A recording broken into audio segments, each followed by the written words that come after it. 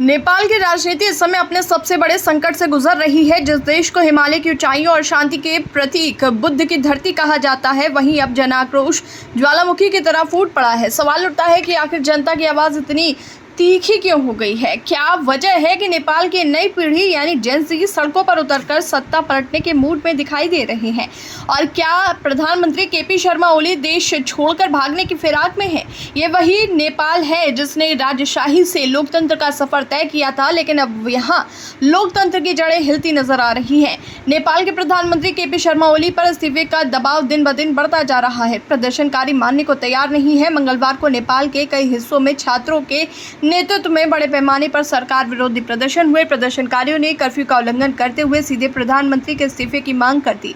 हालात इतने बिगड़ गए कि ओली के घर पर गोलियां चली और राष्ट्रपति के आवास पर हमला कर तोड़फोड़ कर दी गई।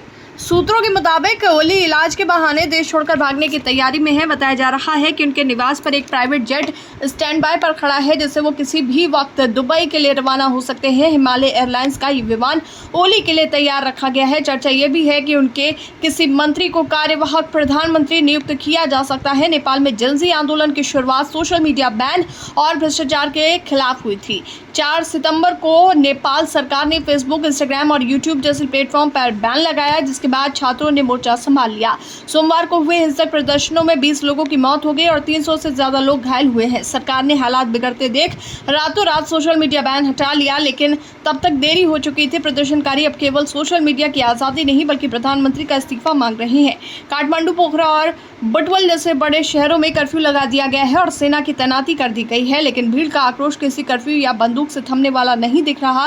संसद भवन पर कब्जा करने की कोशिश हुई। संचार मंत्री पृथ्वी सुब्बा गुरुंग के घर को आग के हवाले कर दिया गया। ओली के प्रत्येक घर पर पथराव हुआ और नेपाली कांग्रेस नेता शेर बहादुर देउबा और माओवादी नेता प्रचंड के घरों पर हमले हुए। इतना ही नहीं, राष्ट्रपति रामचंद्र पौडेल के निजी आवास पर भी प्रदर्शनकारियों ने कब्जा कर तोड़फोड़ कर दी है।